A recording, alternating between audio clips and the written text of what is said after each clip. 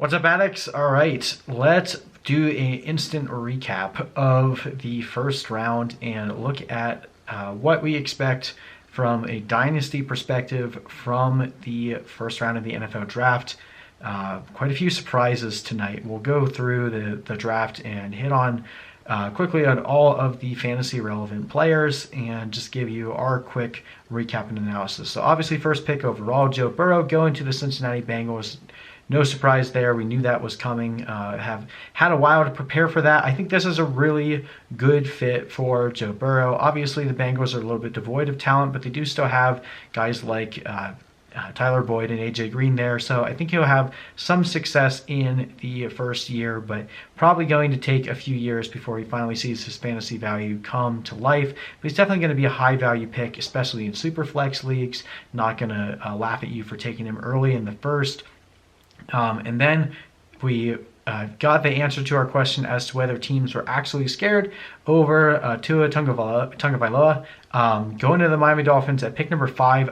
I think this was a great move from the Dolphins' perspective. That franchise is making a lot of moves that excite me from a fan perspective, and I do think this is a very solid move for them. They have Ryan Fitzpatrick, so fortunately for Tua, it doesn't have to immediately jump into and play right away in week 1. I think that they'll roll with Ryan Fitzpatrick for a while, so Tua is not going to be a redraft player, but definitely a guy that you can draft early in your dynasty leagues and will most likely be the starter at some point this year, if not at least beginning in 2021. So really good fit for him there. The Dolphins are doing a lot to rebuild that team, and I like the way that their organization is trending. And then we saw Justin Herbert go immediately after him to the Los Angeles Chargers. Now this one was a little bit interesting, but with the way that the Chargers have been building their defense, it might be a decent spot for Justin Herbert to develop a little bit. They're not going to demand a lot from him.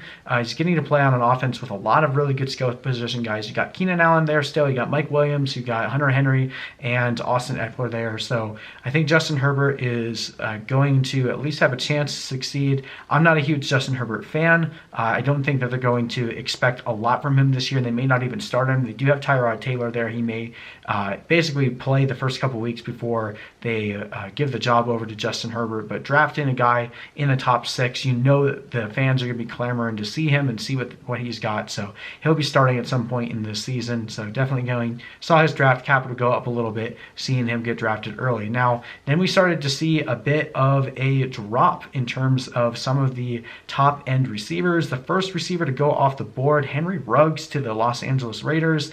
Now, I think this was a little bit of a miss. If you look at what the Raiders are doing right now, in terms of who they needed, they didn't necessarily need a field stretcher. They don't really have a quarterback that is known for throwing the ball deep down the field. Derek Carr, at one point in his career, was all right deep down the field, but is not a very consistent deep thrower. Henry Ruggs is a field stretcher, so I'm not really sure how productive he's going to be. I do think this hurts Tyrell Williams a bit because Tyrell Williams was already kind of trying to fill that role. I think this helps Hunter Renfrow and the tight ends there overall because defenses are going to have to pay attention to the guy that ran a 4.27 40 time. But overall, Henry Ruggs is going to see low volume, and unless the Raiders go out and sign a Cam Newton, I don't really know how much fantasy value he's going to have until the Raiders get a better quarterback. And we also know Marcus Mariota is not a guy known for throwing the ball deep down the field, so I don't think this is a great fit for fantasy. Then we see Jerry Jeudy go over to the Broncos. I do think this is a really good move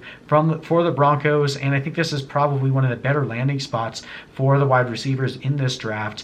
Getting to play on a team that has a lot of offensive weapons now. You've got Cortland Sutton there at wide receiver 1. You have Melvin Gordon now. You still have Phillip Lindsay. You got Noah Fant. So the Broncos are making all the moves to try to find out if Drew Lock is truly the future, or if he flames out this year. It tells them pretty quickly that they need to move on and find another quarterback. So I like what the Broncos are doing. This gives them all the information they need right away to see if Drew Lock is their future or not. So this is a great way of putting him under the fire. I think Jerry Jeudy is very fortunate to have gone to a team like the Broncos that needed a second wide receiver outside of Courtland Sutton. I do think this hurts Courtland Sutton's dynasty value because Jerry Jeudy is a stud and an alpha, and that is going to siphon his targets.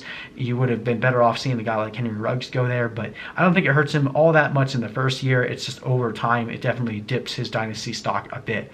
And then you see CeeDee Lamb fall all the way to pick number 17 to the Dallas Cowboys. Now, this was one of the more surprising picks of the draft after the Cowboys just signed Amari Cooper to a 5-year, $100 million deal, giving massive money to a wide receiver. They already have Michael Gallup. He was looking to get another contract, and then you draft CeeDee Lamb. This was definitely a moment where you just draft the best player on the board. I don't necessarily hate the pick. I think this is really good news for Dak Prescott, but I think this overall hurts the value of all the wide receivers in the Cowboys because there's going to be way too many mouths to feed there with Zeke already there. They just, upped Amari Cooper's stint there, and overall there's just going to be too many targets to fill unless they're expecting Dak Prescott to throw for 5,000 yards. I think this is going to be bad for fantasy, at least in the short term. I do think this means that Michael Gallup is probably going to be signing his second contract on another team. So CeeDee Lamb definitely has a good upside projection for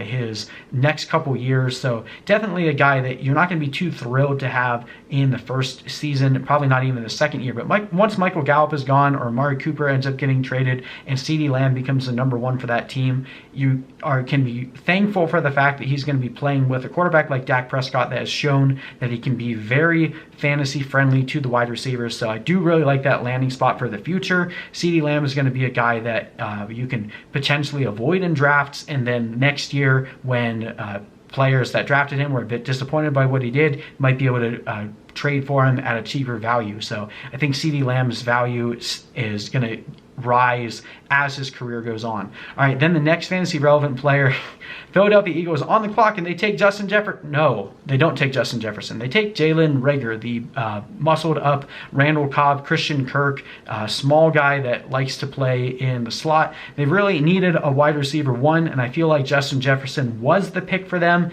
And I don't know whether they had take lock or what happened, but this is not the first time that the Eagles have jumped the gun and picked a receiver that didn't really make much sense for what their team needed. Last year they did the exact same thing, taking J.J. Arcega-Whiteside over DK Metcalf and A.J. Brown. Doesn't make any sense, but overall I don't hate Jalen Reagor. I do think when I did my mocks, I figured that Justin Jefferson actually wouldn't fall this far, and I had Jalen Reagor go into the Eagles. So overall, I'm not actually too upset with this pick. I just think it was dumb of them to not take Justin Jefferson. But I do think Jalen Reagor could very well be the wide receiver one in terms of rookie production in redraft, at least this first year. His scheme will fit right in. Carson Wentz needs a receiver that's dependable pretty badly, and I think Jalen Reagor will give that to him. Overall, I think he's probably going to see a little bit of a boost to his dynasty value, but still really wish we would have seen Justin Jefferson go there. And then immediately after, the Vikings, as they typically do, take a player that has fallen and shouldn't have. They get Justin Jefferson, get to immediately replace Stephon Diggs with a younger, better version of what Stephon Diggs offers. I love this fit there. This is bad news for Adam Thielen. I do think this hurts him because Adam Thielen was looking to have a massive volume share in this offense. Now in a team that doesn't like to throw the ball, Gary Kubiak offense, they're going to still be pretty run-centered there with Dalvin Cook and Alexander Madison. But I think Justin Jefferson is the perfect fit to replace Stephon Diggs, a guy that can work on any space of the field and is just a workhorse. He is going to see a very good bump over time. I think this is a really good pick for the Vikings. Adam Thielen probably only has another year or two of relevance. So Justin Jefferson, this is a really good landing spot for him. And then we see the 49ers trade up to get Brandon Aiyuk out of Arizona State. So they take Brandon Aiyuk over Denzel Mims. They take him over Laviska Shenault. I don't understand this pick at all. This is definitely a 49ers move in terms of taking a weird wide receiver that nobody really understands. Maybe this will be another Deebo Samuel move where people didn't really like it and he ends up playing well, but I didn't really like what I saw out of Brandon Aiyuk. I saw him as a tier below guys like Denzel Mims and Laviska Shenault. So don't really understand that move for San Francisco. I think this is good news for Deebo Samuel because they didn't get a true alpha. I think Brandon Aiyuk only ends up complementing Deebo Samuel rather than competing for those targets. So good for Deebo Samuel, bad for Brandon Aiyuk. And maybe this is an indictment more on Jimmy Garoppolo, the fact that the 49ers didn't want to take a guy like Lamb or Judy. I don't really know. But the 49ers definitely made a good move in trading down to get an extra pick, but then they traded the picks right back to get Brandon Aiyuk. I don't know what they're doing. It doesn't really make much sense to me, but they probably know more than I do. And then getting ready to burn this jersey because the very next pick, the Green Bay Packers trade up over a bunch of teams that don't need a quarterback to draft Jordan Love, the quarterback out of Utah State. I know there's quite a few teams that liked Jordan Love, or quite a few analysts that like Jordan Love. I don't get it. I didn't really see it last year. He threw 17 interceptions. He played really bad when the game was on the line. He had a very horrible supporting cast, and he played with coaches that didn't do him any favors. So I'll definitely give him that. But if people are expecting this to be like another Rodgers-Favre situation, the thing you have to remember is Rodgers was actually a really highly rated prospect coming out of college, and he just fell in the draft. Whereas in this case, I don't think that Jordan Love was anywhere near the same prospect that you saw with Tua or Joe Burrow. So I feel like this was a reach for the Packers. I think they could have traded up into the second round and gotten a guy like him. So this is very frustrating. I don't know what this means for the rest of their draft. Are they just tanking? Are they going to try to trade Rodgers to the Patriots? I don't know what's going to happen, but I'm pretty pissed off if you can't tell. But remind me in a year if Jordan Love ends up being the next Rodgers to calm down. But at this point, I'm contemplating just jumping ship because that pisses me off. And then the final fantasy relevant player, we finally get a running back in the first round, and of course it's going to be DeAndre Swift to the Kansas City Chiefs, or maybe Jonathan Taylor, or maybe J.K. Dobbins. No, we get Clyde Edwards-Helaire, the beefed up James White, going to the Kansas City Chiefs. Freaking hate this, man. Clyde Edwards-Helaire was not anywhere near the same prospect that we saw from the other four big running backs in this class. So DeAndre Swift, Jonathan Taylor, J.K. Dobbins, and Cam Akers all get pushed aside for freaking Clyde Edwards-Helaire, but he gets to go to the Kansas City Chiefs, so immediately that is going to be a massive boost to his fantasy value, because any running back that gets to play with Patrick Mahomes in the Chiefs offense is going to be a fantasy asset. He's going to get thrown the ball a lot. I don't know if he is going to be able to I don't know what his usage will be on the ground. They still have Damian Williams there. They just signed DeAndre Washington, so he could be a low carry running back, but he's going to get so many targets in the passing game. Other than the playoffs, Damian Williams has kind of stunk, so I definitely think the Chiefs needed a running back here, but I really think they overthought this. They should have just taken DeAndre Swift. But maybe I'm just bitter because I had DeAndre Swift over Clyde Edwards-Helaire, but this obviously means Clyde Edwards is going to see a massive boost in his fantasy value for Dynasty. Probably going to end up going in the top 3 picks now. I've already seen some people put him at the 101. I'm not ready to do that yet. We still have day 2. Day 2 is almost as good in terms of draft capital for running backs as a guy going near the back of the first. So if we still see J.K. Dobbins or DeAndre Swift go to a team like the Lions or the Buccaneers, they're still going to have very high draft capital, but if they go to a team that they're going to be put on a committee, it's really going to suck for the early first round picks, because Clyde Edwards is going to end up nudging his way out over guys that are honestly looking better prospects than him. But again, I'm not an NFL scout, so maybe I'm just completely missing something on Clyde Edwards. I just feel like you have a smaller back that isn't as fast, only had production in a year where he had to have production because LSU was setting records all over the place. I feel like this is a system running back, but at the same point, he went to a system that really fits well with his skills. So he's probably going to be really good for fantasy, and it sucks because I was really hoping that they'd take DeAndre Swift. But we got a running back in the first round. Sorry for those of you that made prop bets on running backs not going in the first round. So hopefully this breaks the seal, and we see 3 or 4 running backs go off in the second round tomorrow. We'll do another instant recap then. But yeah, I'm pretty bummed.